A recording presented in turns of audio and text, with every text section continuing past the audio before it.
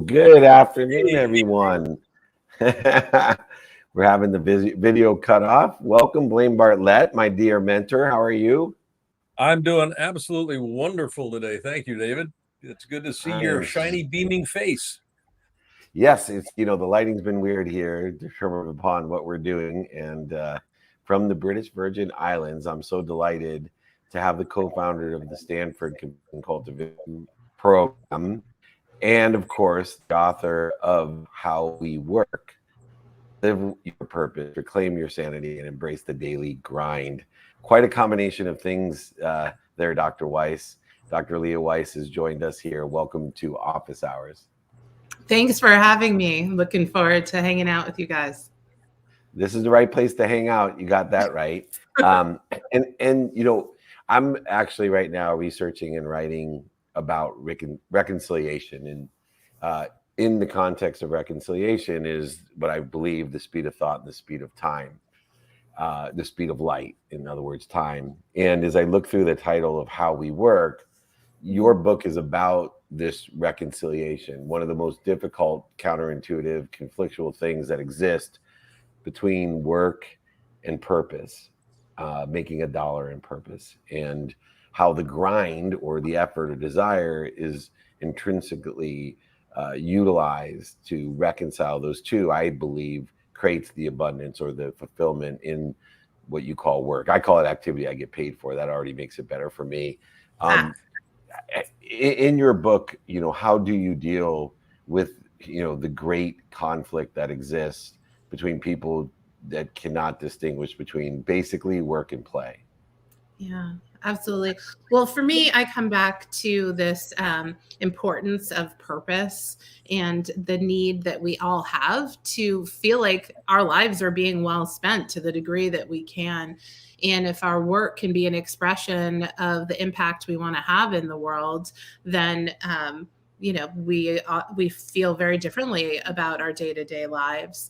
And the other really critical component of this is community, which is a big part of why the work I'm doing now is actually looking at how do we learn from athletes and think in terms of teams and forging these kinds of connections and communities, which make our lives so much more pleasurable and our work more effective. The idea of work being effective and pleasurable, almost an oxymoron. The great resignation that everybody's talking about right now. I've actually really am beginning to think of it more as the great reimagining. Yes. A reimagining of what could be. And to your point about, I want to know that my life is being well used, we don't get more time. I can't go to the bank and get more time. So how is it being invested? How is it being spent? And the idea of being able to approach work from the perspective that it is a meaningful environment in which I get to express who I am in a way that impacts in a meaningful way others and the planet itself. Your book, I love the title, How We Work, Live Your Purpose, Reclaim Your Sanity, and Embrace the Daily Grind. And it's that embracing piece, and with that comes the reclamation of sanity. Can you talk a little bit, Leah, about how compassion weaves into this? And I've got a bias towards this. I mean, this book over my shoulder here, David and I wrote this a couple of years ago, Compassionate Capitalism, a journey to the soul of business. How does compassion actually weave its way into what it is that you're looking at out there in the environment right now? Absolutely. I think a big part of this is that we need to understand that we are humans and we experience emotional reactions to our work and our lives and pandemics and fear and loss and all of this. And that comes with us to our workplaces. So leaders, managers need to manage their businesses with an understanding that it's not a group of robots, it's people, and we need to treat them as such. And the work is going to go better when the relationships are humanized. And it's not sustainable to live in this world of, hustle porn and dragging people down and burning them out and replacing them with the next. And the upside of this economy, where there's a perceived dearth of workers, is people need to be treated better or they're going to move on. And so it's actually like puts this question into where it belongs, which is strategy for businesses. How are you going to attract and retain talent? And it's not by grinding your people down. And you are known, especially at Stanford, as a top expert to avoid burnout, and especially when we have so much opportunity with technology, our economy, with the amount of dollars that are floating, the opening up of the world to our own economy.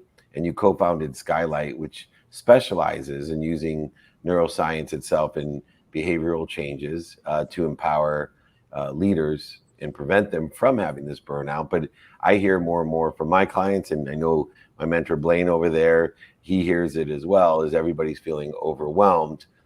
And, to that measure, I think that if we look at being overwhelmed as, wow, I'm finally understanding abundance, that there's more than enough for everyone.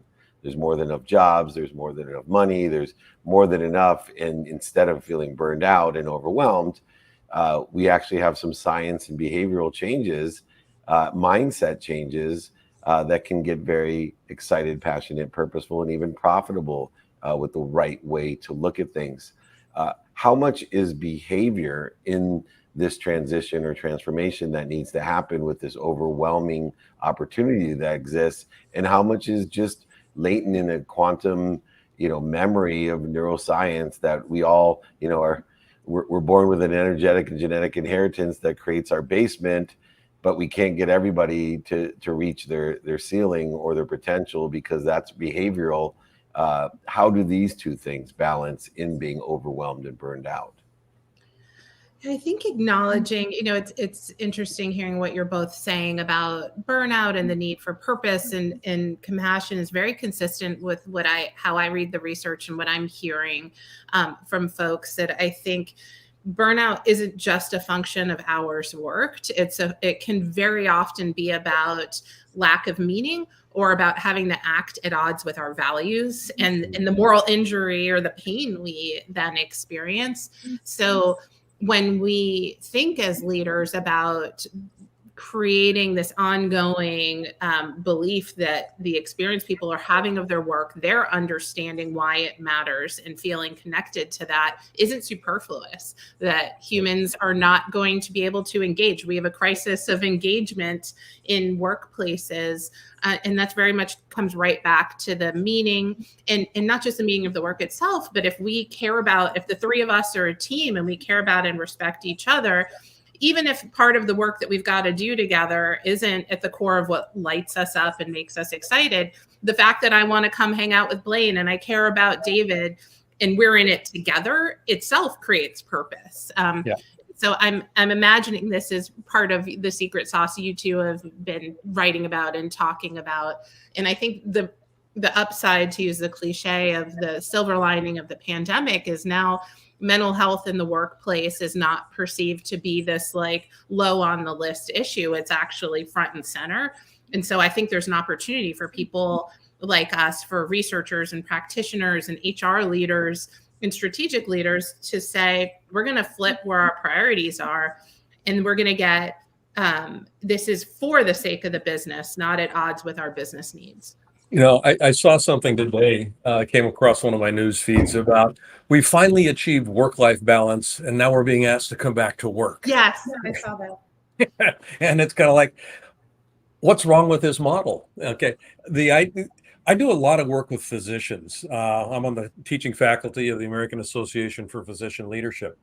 And physician burnout is a big deal, particularly in the last year and a half, 18 months or so. And in my experience, and this is a point that you made just, I think, really well. Burnout isn't a consequence of working long, hard hours. Exactly. Burnout is a consequence in large part of being disconnected to something that's meaningful to me at a personal level. And if I've got something that's meaningful to me, boy, you slip a pizza under the door, I'm going to be happy as a clam. Just let me do what I'm doing. But if that meaning goes away, all bets are off. So I think part of the challenge, and I'd love your take on this, part of the challenge that business leaders face today is how do we bring what's meaningful to the business? How do we frame it? How do we invite people to participate in what's meaningful to the business in a way that ends up being meaningful to the individual? And that's a different conversation than leaders are typically asked to engage in. The command and control model here doesn't work. So I'd love your take on just kind of how you see that unfolding. Absolutely.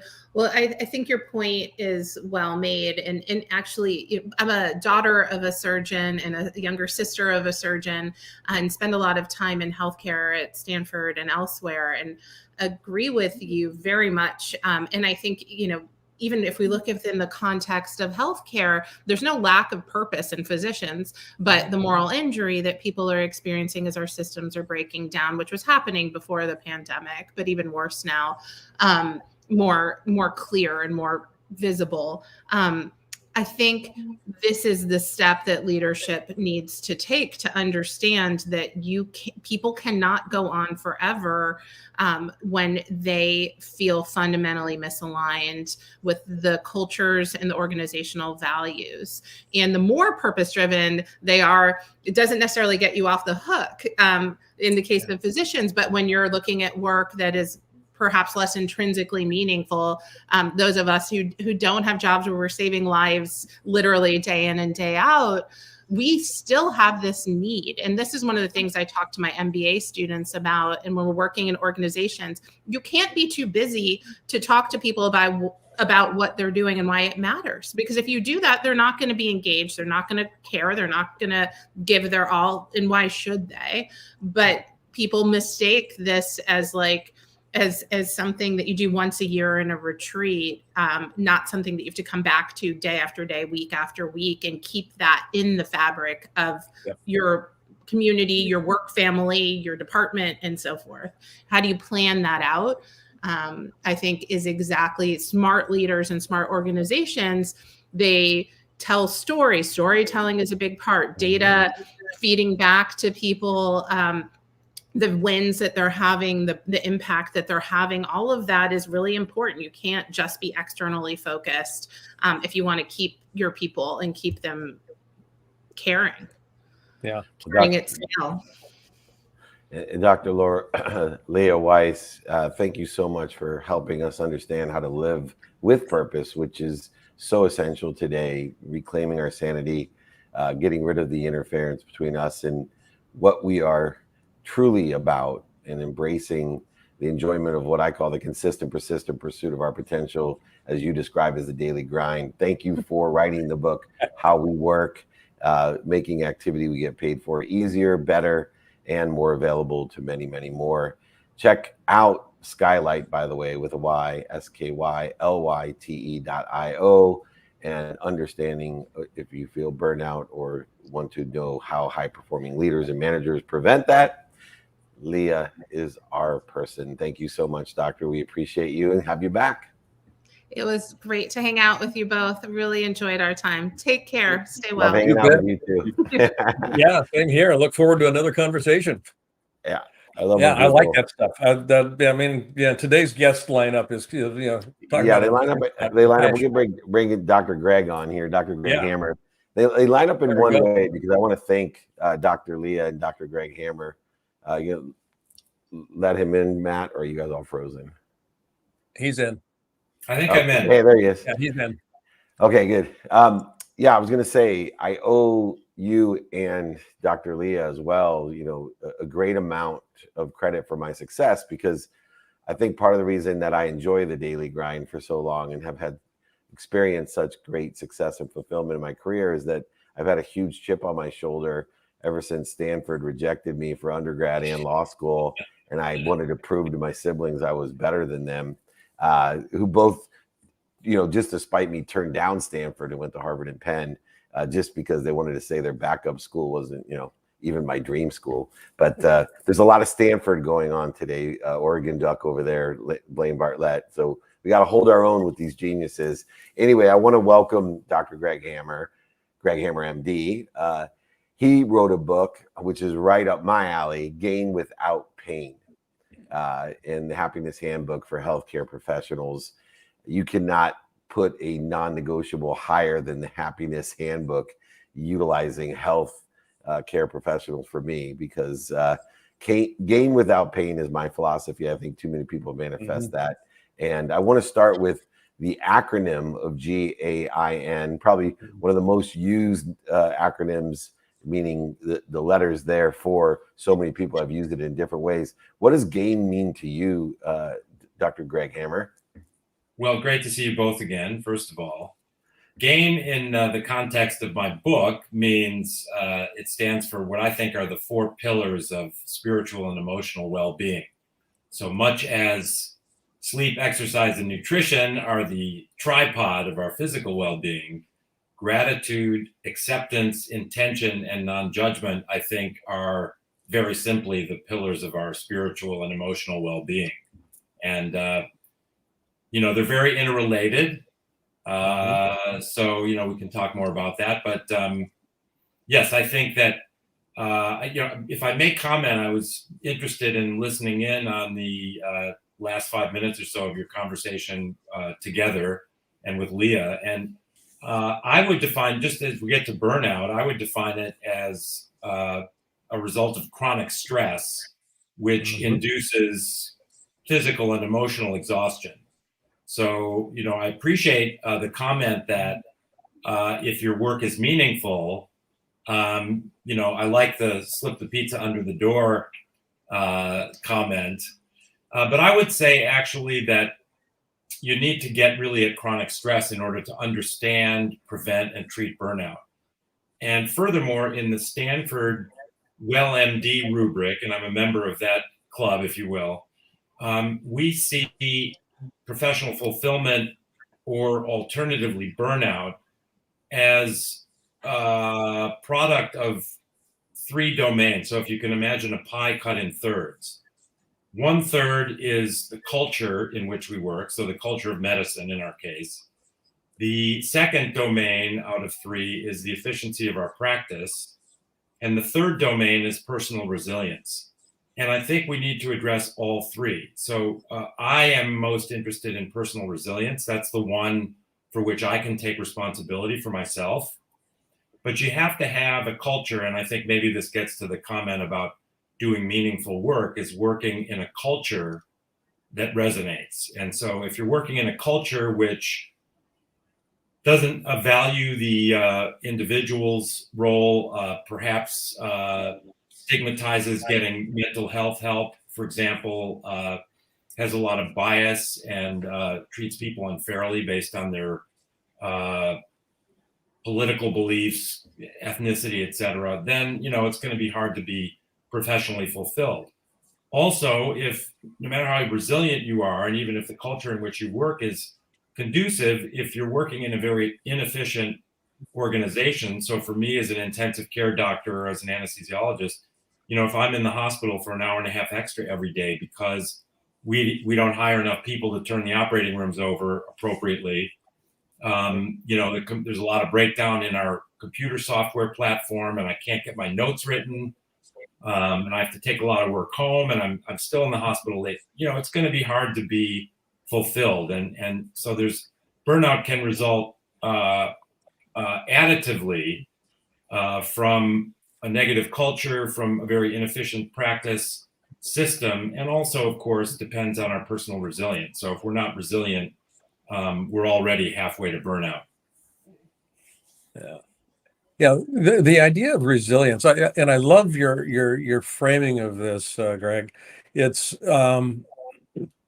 there's a question that arises for me when I look at your GAIN acronym, and I think it does go right to the conversation around resilience, acceptance, and non-judgment.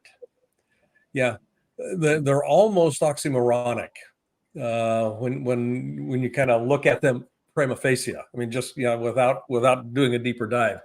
How do those 2 elements actually combine to contribute to resilience? Sure.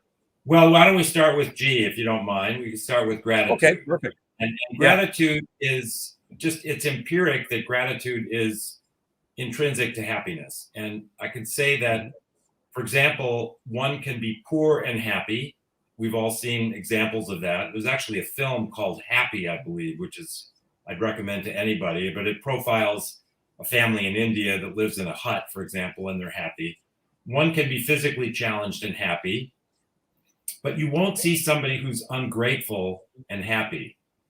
And so that just kind of goes to show that gratitude is really central. And I was talking with another host the other day about, well, you know, what if somebody is diagnosed with cancer and they have a rough course and now they're at the end of their life? How can they be grateful? Well, there are ways to be grateful even under that circumstance. And no matter how bad things are, they could always be worse. And we can be grateful for that fact and grateful for the loved ones in our life and grateful for the work that we've been able to do and so on. But gratitude is central. Acceptance in the context of gain, as I've framed it,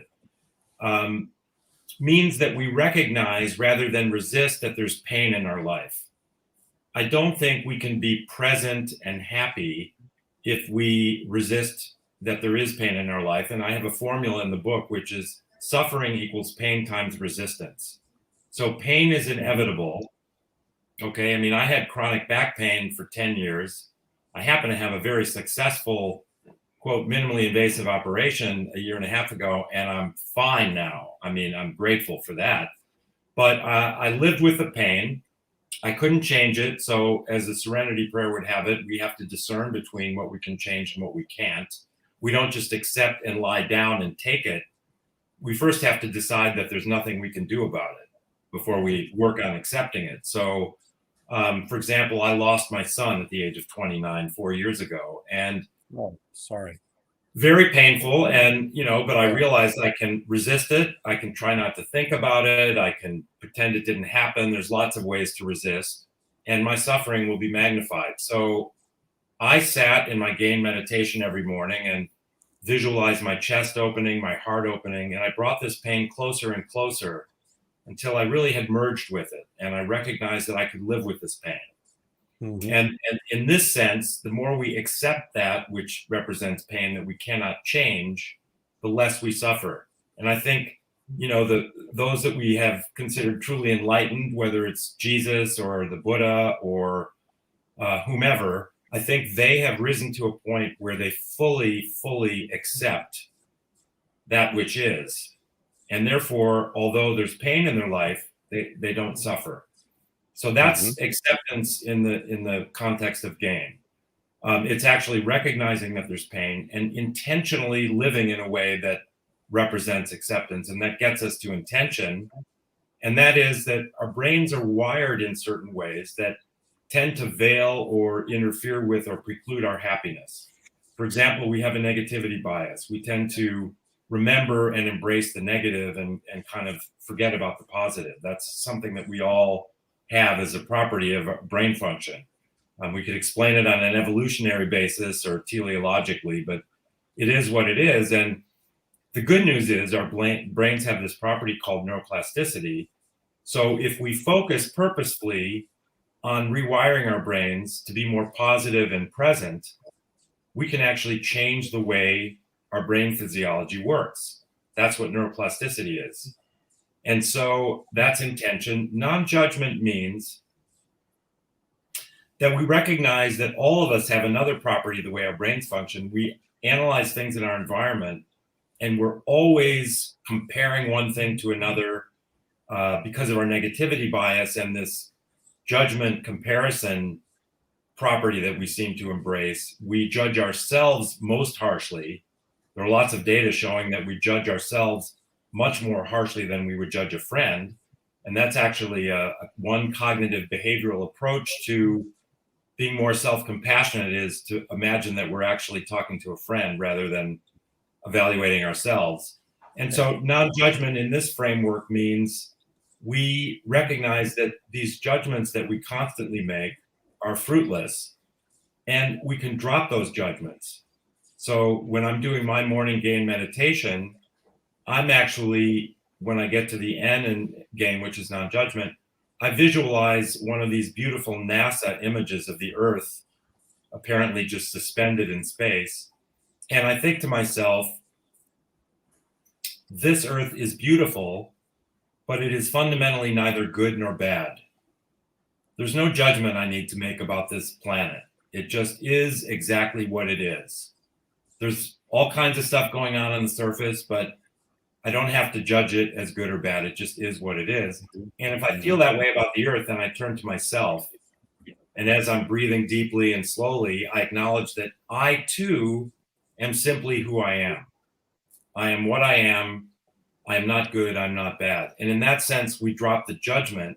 And I think this enables us to see things exactly as they are.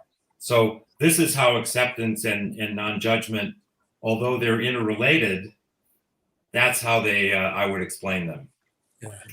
And it was an amazing explanation. It's so surprising to me as we finish up, Greg. You know, I have probably done more challenge and been on stage with this challenge to say thank you before you go to bed and when you wake up, and utilizing thought leaders like yourself and Blaine and Deepak and Sadhguru. And you know, people get mad at me when I say Oprah Winfrey, who's done a ton in, you know, in this space of gratitude. People get upset, like, why would Oprah matter? Well, because she's trying to teach people the missing component of the most obvious, easiest, cheapest way, fastest way to change your life. It's 0.1 seconds, and it's proven by all from Einstein, who also, by the way, talked about gratitude extensively in a scientific way. One of the smartest individuals, academic individuals in the world. But where I want all of us, Blaine, Dr. Hammer, and I, we need to help people understand one word: coherence. And coherence is two things. Mm-hmm. One, remember, thank you, when things are good and bad, with all the gain acronyms that Dr. Hammer has shown us today. Remember, number one. And then two, the second part of coherence is do it, right? Don't just remember it, but actually do it. Say thank you and utilize gain without pain in your life, and you will expand, grow, accelerate, and be happy. Your guide to be happy is all based off of gaining without pain. But in its essence, we all need to be on a campaign of coherence to allow people the easiest way, like buying this book, to remember and to execute on it. Dr. Greg Hammer, thank you so much for joining us. Everyone, get out there. You can live your life and with gain without pain. Come back and visit me again. It's David, thank you both very much. It's always great to be with you. I hope to join you soon. Absolutely. You thank you. Wonderful speaking with you, Greg. Notice how I was grateful for not getting into Stanford, and I made it a great thing for me. See? Absolutely. I think you could have done first. Yeah. I love it. Thank you. All right. Bye, guys. Take care. Pac-12 is alive, though. Go Ducks. Pac-12. All right, here we go. Last but not least, Louis Têtu, CEO of Coveo. What's going on, Louis? Hello. Oh, got you on mute right now, Louis. Louis, it's hard to hear when you're on mute. You're right. Not bad for the guy. Not bad for the guy who had the big. Not bad for the guy who had the biggest IPO in Canada. That's the largest software IPO in Canada. We got him to figure out so we can hear him taking his company public. And what I want to talk about is something that, you know, in America is a huge issue. The lessons learned from being a founder. You know, so many people think it's so easy and it happens so quickly. And you've had great success in your business. I mean, I think, you know, Oracle acquired your business for over $2 billion, if I'm not mistaken. But you're not an overnight success. I've never met one. So I thought maybe you could help us with a few lessons that you've learned in founding of Talio, and of course in other startup that you've been involved with. I think your question is so right on and so interesting, and to all the entrepreneurs, you know, there is never any destination, is the way I would phrase it. It's all about the journey, and unless you focus on typically when you focus on the journey, you get to better destinations anyway. That's how I would frame it, and it's really you're so correct. There might be overnight successes, but they might not last. And I kind of like and often quote, and I would not take credit for that quote. This is Zig Ziglar, but once said there are no elevators to success. You have to take the stairs, and those stairs are one customer at a time. One good action at a time, one person at a time. It's really all about people at the end of the day. I'm in tech. I've spent my life in tech, but I've always thought about our companies as fundamentally we're a people organization with technology wrapped around it, and this is really how we think. One of the ways that I've defined an organization is that it's just simply a collection of people that are in relationship. I mean, that's probably the simplest definition I can come up with. It's a collection of people that are in relationship. They're in relationship, obviously, with each other, but they're also in relationship with vision, values, work process.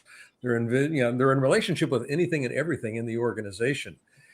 I'm going to be very interested here, Leah, in just your comment on this. In my experience, most leaders, or not say most, many leaders do not pay attention to the qualitative nature of these varied relationships. And as a consequence, they end up shooting themselves in the foot. Because if I pay attention to the quality of the relationships, if the relationships are working well, the company's got a pretty good shot at being successful. You led one of the most successful IPOs in Canadian history. And it wasn't an accident. You paid attention to some things that were different than other people paid attention to. And you've done stuff in tech outside of Silicon Valley that also kind of sets you apart in terms of who you are and what you've been able to accomplish. Where does the relationship piece come into play here, and how did you learn to pay attention to it? Because you did.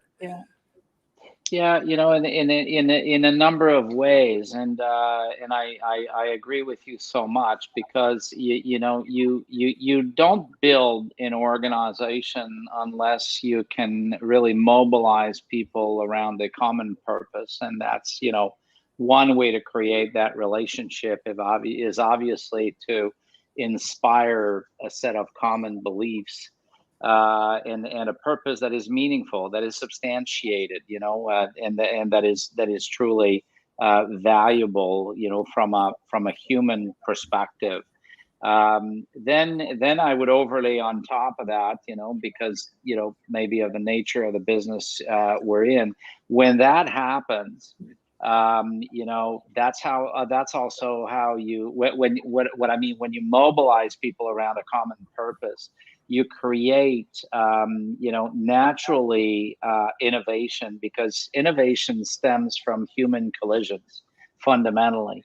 And so unless you can create that environment, and for me there is really one word to describe it all from a leadership perspective, because we don't do anything that is, quite frankly, I always pride myself, of being the dumbest guy in the crowd. If anything, we know how to surround ourselves with, much smarter people who can tell us, what to do. But that one word is care. To the extent that our people understand that we care, and we truly do.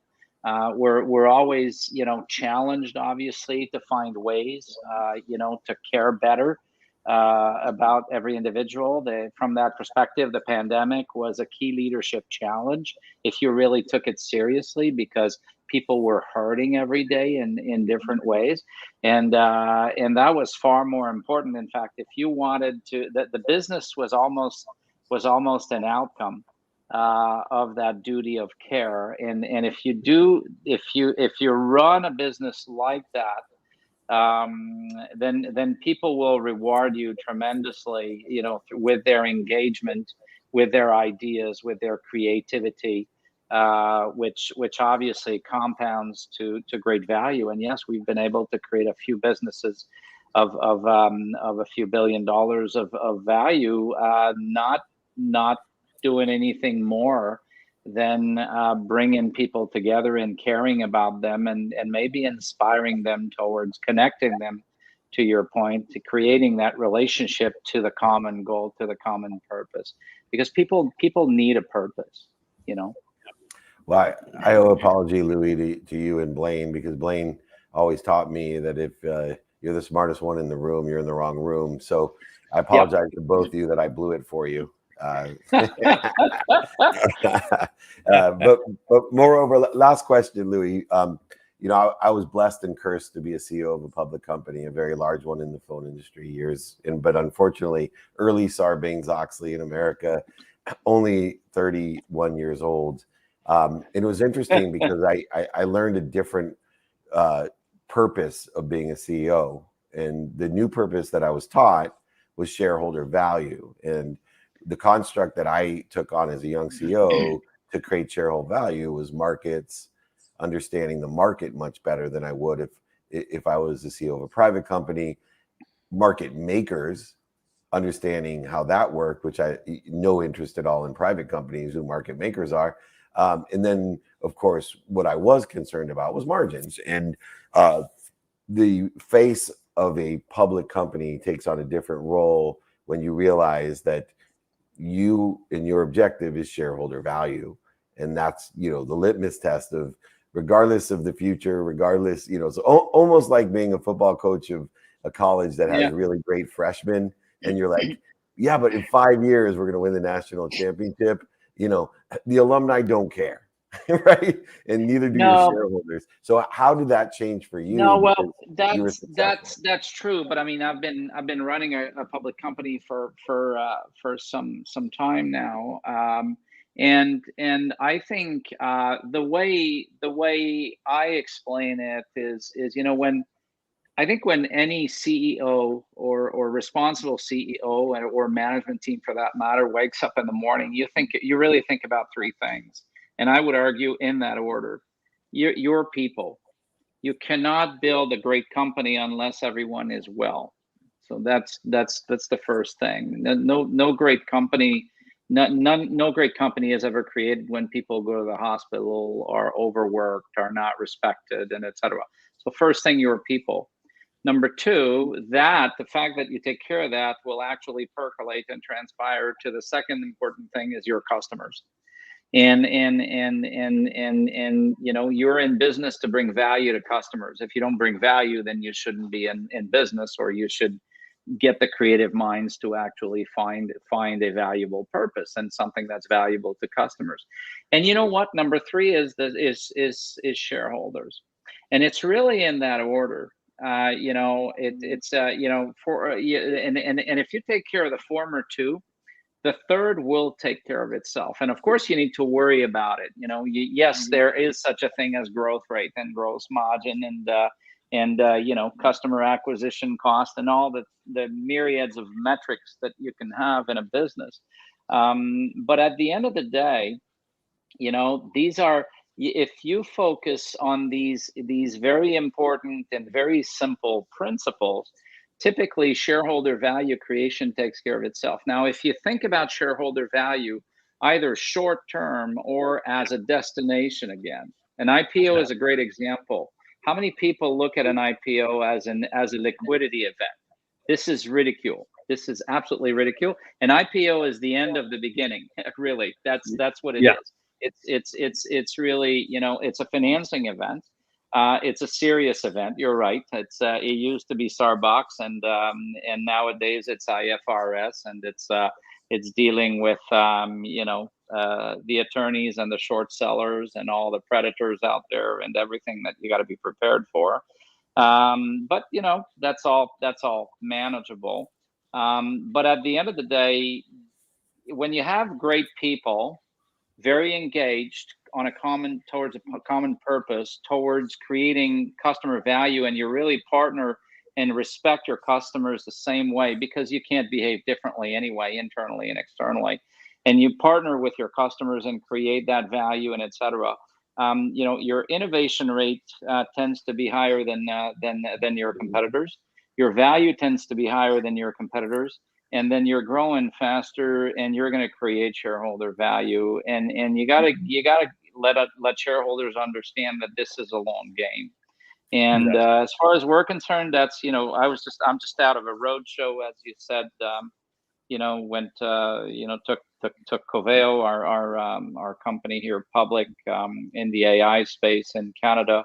And this is what we explained to shareholders, that for us, it's a long game. It's about building a global tech leader, and this is a long journey that will continue. And of course, you've got reviews along the way, and you got to make sure that the metrics follow and all of that. But that's not where companies fail, in my opinion. Yeah, and you definitely have played the long game with second unicorn with Coveo, known as the relevance company, and staying relevant with your SaaS platform, with recommendations, personalization solutions, creating a new digital experience. And we know, I bet another philosophy of mine, I bet on the jockey, and you're one hell of a jockey, Louis. We appreciate you joining us. Everyone, check out Coveo. Louis, Têtu, my friend, an incredible entrepreneur, not one, but 2 unicorns. Check them out. Thank you for joining us and giving us. Merci beaucoup. Merci beaucoup. Yeah.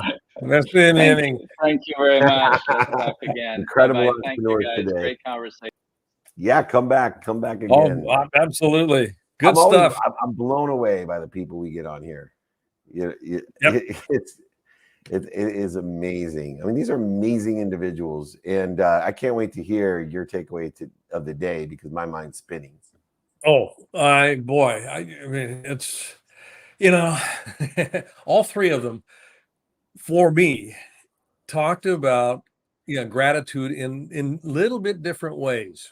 And gratitude is the way that we connect to the source of life.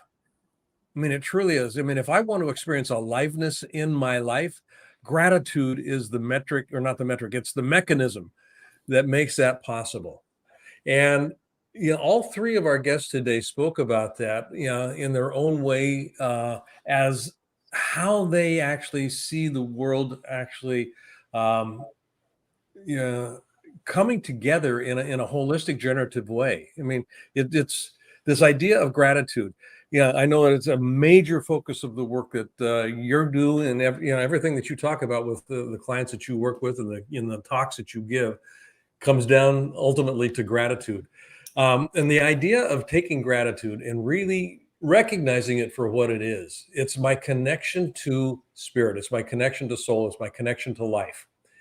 And when I step into that, everything becomes possible. And gratitude, I mean, I can't, it's impossible for me to be grateful for something that I don't experience. If I want to experience abundance in my life, I go to gratitude, because the universe is abundant. I'm grateful in the context of connecting to the universe, and then my life becomes abundant, and it becomes rich in all sorts of ways. That's the takeaway today. It's shows up in a lot of different forms. Well, good. That's I want to reiterate to everyone, join my 14-day gratitude challenge that I have. I'm giving a Dave Meltzer package to anyone that completes it. So please, my email is below, david@dmeltzer.com, for that gratitude challenge. My takeaway is simple. That's right, simple. Every one of our guests, Leah, Greg, and Louis, hyper educated, hyper intelligent, hyper purposeful people, made it simple, right? It was just these simple things of, enjoying your daily grind to be happy. A simple thing, to wellness, and a simple way to, create a unicorn. 3 things, people, right? Like, everything was simple, but you can't get to simple overnight, right? No. In fact, a lot of the great thought leaders have always said, if you can't explain it simply, then you don't know it. If everyone can't hear what you say, then you don't know it fully either. So let's keep it simple. Let's keep it grateful. Please join my 14-day gratitude challenge. Let's all reach out to the mindset mastermind of my friend, Blaine Bartlett, learn.blainebartlett.com/LMM. He's been my mentor. People ask me all the time, where do you learn this shit? Right there to my left. That's where I learn this shit, and I make it my own. And we have terrific conversations here on Office Hours every Thursday. I'm so grateful for you. So grateful for Cynthia. Love the books behind you. Enjoy your island. I'll enjoy mine. Can't You wait do. to have you here And next time. real quick plug, we've got Office Hours Bloomberg TV edition tomorrow. I am fortunate enough to be co-hosting with you again. We've got some Thank incredible you. guests. So we need to have folks tuning in. It's an They're amazing tuning show. in. You wouldn't believe our numbers. They're awesome on Bloomberg TV, 8:30 Pacific time. Check it out on Bloomberg TV. You can see Blaine and I and other great guests, incredible guests. Thank you so much for reminding me, Blaine. Remember, most importantly, everybody, be kind to your future self and do good deeds. Join me on the 14-day challenge at that email right there, david@dmeltzer.com. Have a great night. Thank you, Maddie.